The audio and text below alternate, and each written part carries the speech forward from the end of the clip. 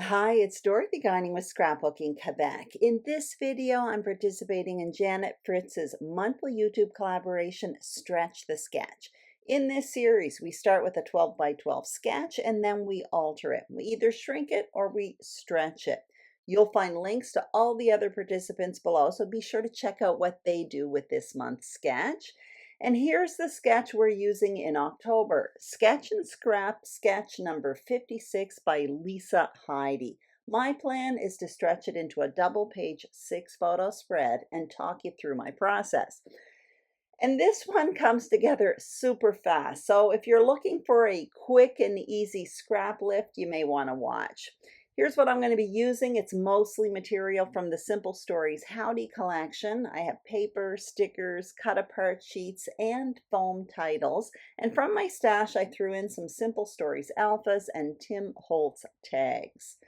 So here's what's on my desk. And first I want to have a look at the sketch. Basically, what I'm going to do is keep the sketch as is, more or less, for the left-hand page, and I plan to stretch it to the right.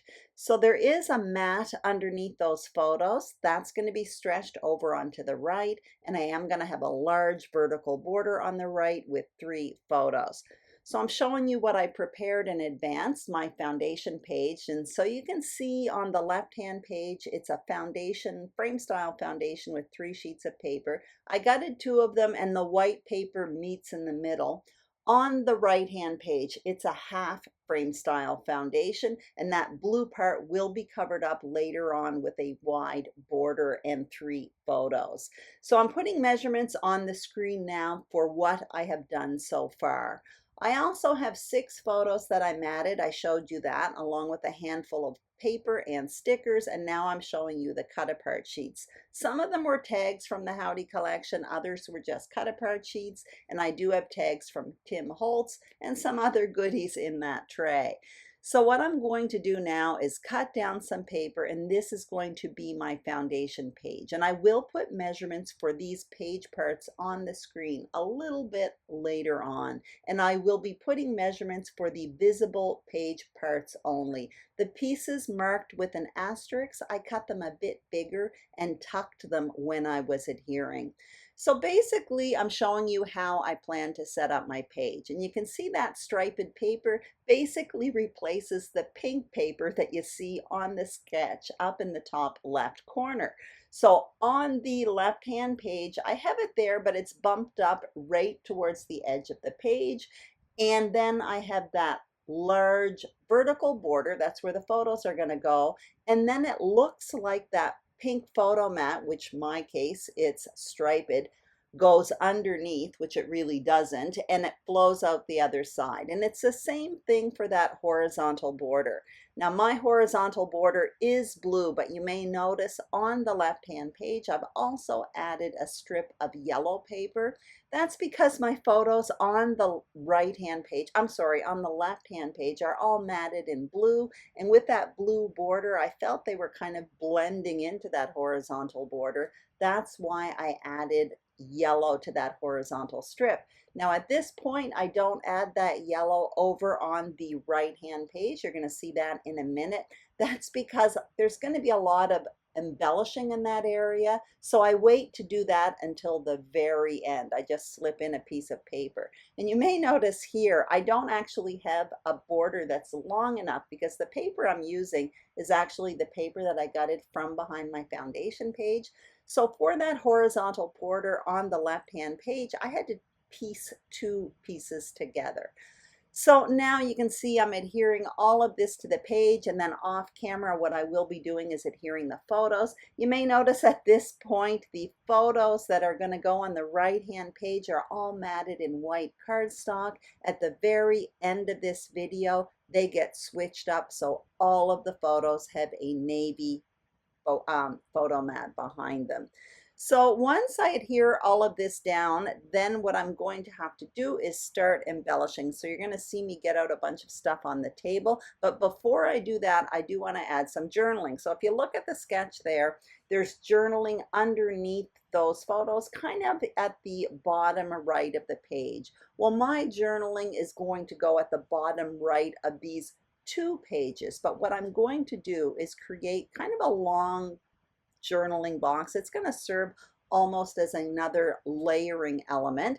And what you see me doing is creating a notebook page basically. So I have a border maker system from Creative Memories, and I punched out myself a notebook border. Now I'm trimming this down. Again, measurements are on the screen.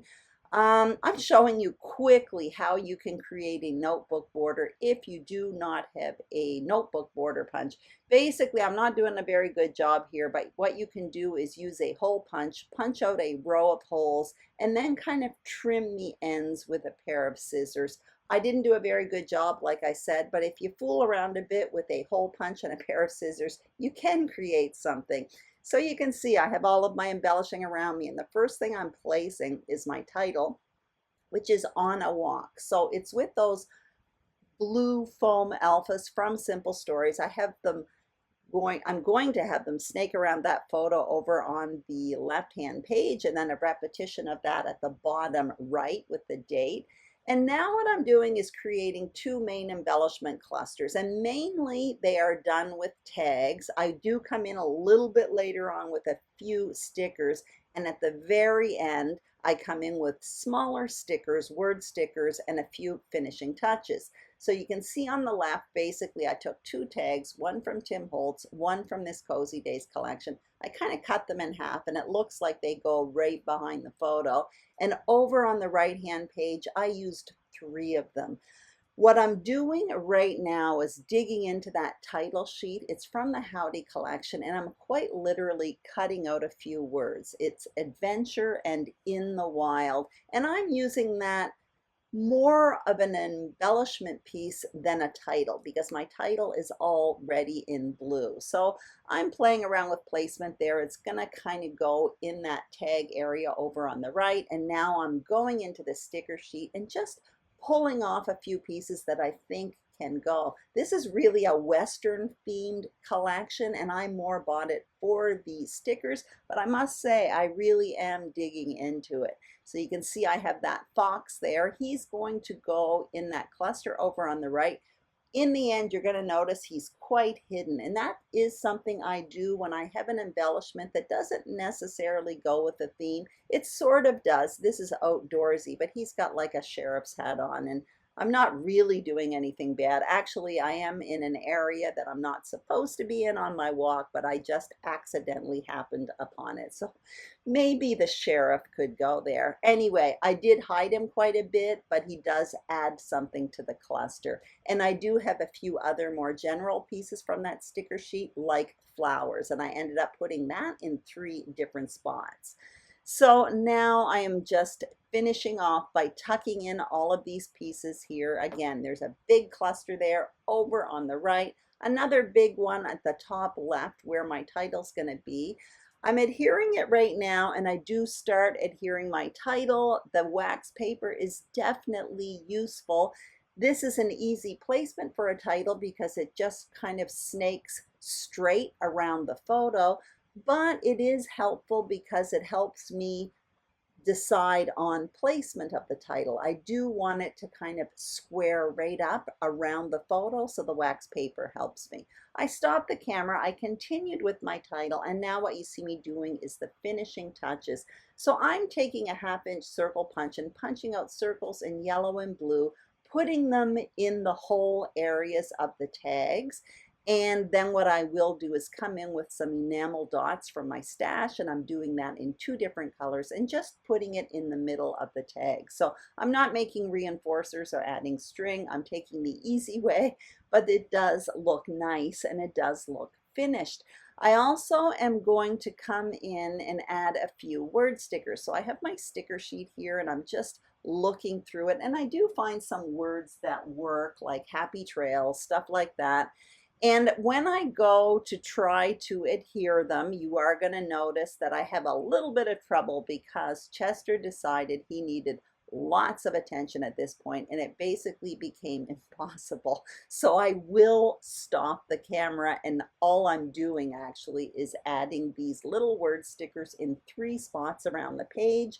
to create a visual triangle. I would like to point out as well, I forgot to mention, I did add a tag on the left-hand page at the bottom. Again, the idea there was just to add a hint of a visual triangle. I've got two kind of really big clusters going on, so I just wanted one more to kind of create a triangle across the two pages. At this point, I do give up and I start giving attention to my dear kitty. And all I did off camera, besides my journaling, is I adhered those 3 word stickers in 3 spots. Actually, I adhered 5 word stickers in 3 spots, 1 below the photo on the left, 1 at the bottom left of the page, and 3 on the top right. Also, I switched those white photo mats, like I mentioned earlier, from white to blue on the right-hand side of the page. I actually don't know why I didn't do that in the first place. I almost always mat my photos in the same color. Also, I added a little hint of yellow to that horizontal border on the right page. And finally, I had to change the date at the bottom right from 09/21 to 10/21 because that was simply an accident. When I went to look at my photos, I realized I had the wrong date. But that's it. Anyway, I hope you enjoyed this video. I hope you have an idea of how I took this sketch and stretched it. Be sure to check out the other participants. Their links are in the description box below.